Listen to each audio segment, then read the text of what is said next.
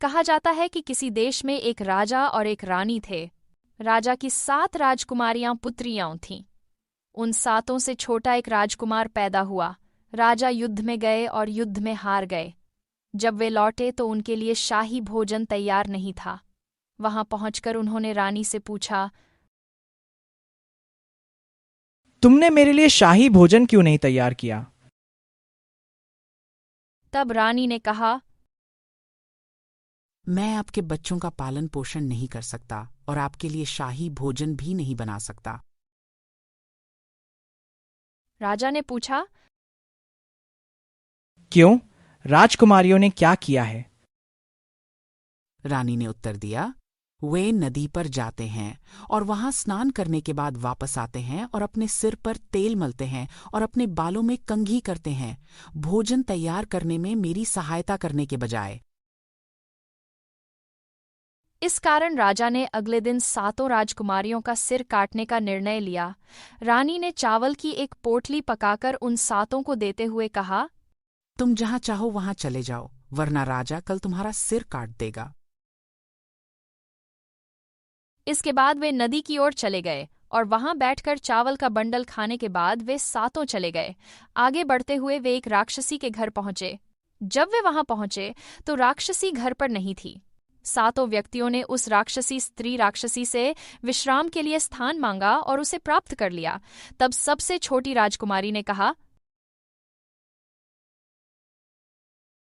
हमारे पास खाना नहीं है, हमें कुछ पकाने को दो। अतः राक्षसी ने उन्हें थोड़ा सा धान दिया। सबसे छोटी राजकुमारी ने धान लेते हुए दूसरी से कहा, 6 राजकुमारियां, बड़ी बहनों, आओ और इस थोड़ी सी धान की मात्रा को पीस लो। 6 व्यक्तियों ने इनकार कर दिया। इसके बाद राजकुमारी ने उसे कूटकर जब फटकने के लिए बाहर गई तो देखा कि घर के पीछे मानव हड्डियों का ढेर लगा है। राजकुमारी ने यह सोचकर उसे फटक दिया और बिना कुछ कहे वापस लौट गई। फिर उसने राजकुमारियों को बुलाया कि वे आकर उसे पकाएं, लेकिन वे नहीं आईं। बाद में राजकुमारी ने खाना बनाकर उन 6 लोगों को चावल खाने के लिए बुलाया। 6 लोगों ने मना कर दिया। तब राजकुमारी ने 6 राजकुमारियों को चावल बांटकर और हर एक को उसका हिस्सा देकर भोजन कराया। अब शाम को 7 राजकुमारियां सोने चली गईं। घर पर 7 लड़कियां थीं, राक्षस की बेटियां, और 7 ने सफेद कपड़े पहने थे। 7 राजकुमारियों ने नीले कपड़े पहने थे। फिर सबसे छोटी राजकुमारी रात में जाग गई और उसने 7 राक्षस लड़कियों के 7 सफेद कपड़े लिए और उन्हें राजकुमारियों को पहना दिया, और राजकुमारियों के काले कपड़े भी लड़कियों को पहना दिए। राक्षस रात में वापस आया और अपनी पत्नी से राजकुमारियों के आगमन के बारे में जानकर उसने काले वस्त्र पहने लड़कियों में से एक को एक बड़े बर्तन में डाल दिया और उसे उबालकर राक्षस ने अपनी ही बेटी को खा लिया। यह देखकर जब राक्षस सो गया तो छोटी राजकुमारी ने उन 6 राजकुमारियों को जगाकर यह बात बताई और सभी राजकुमारियां रातों रात वहां से भाग निकलीं। वे एक नदी के किनारे पहुंचकर रेत के टीले पर लेटी रहीं। जब वे वहां थे तो एक राजा उधर से आया और उसने पूछा, राजकुमारियों ने पूछा, ये पूछने वाला या का है या मनुष्य?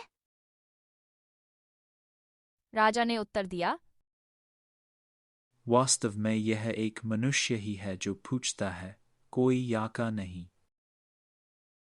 तब राजकुमारियों ने कहा, हम वास्तव में मनुष्य हैं, याकूब नहीं। और उन्होंने उसे बताया कि वे किस प्रकार राक्षस के घर से बचकर वहां पहुंचे थे। यह सुनकर राजा ने कहा, क्या तुम मेरे साथ चल सकते हो? राजकुमारियों ने कहा, हम कर सकते हैं। राजा के साथ उसके महल में चले गए और उसकी रानियां बन गईं। एक अगले दिन रात को राक्षस की एक पुत्री ने यह सुना कि राजा ने राजकुमारियों को ले लिया है। वह वहां आई और रेत के टीले पर लेटी रही। अगले दिन भी राजा उसी रास्ते से आया और पूछा, क्या आप याका हैं या इंसान? राक्षस की पुत्री ने कहा, यह पूछने वाला या का है या मनुष्य? राजा ने उत्तर दिया। वास्तव में यह एक मनुष्य ही है जो पूछता है, कोई याका नहीं। राक्षस की पुत्री ने कहा, मैं भी वास्तव में एक मनुष्य हूँ, याकूब नहीं। तब राजा ने कहा,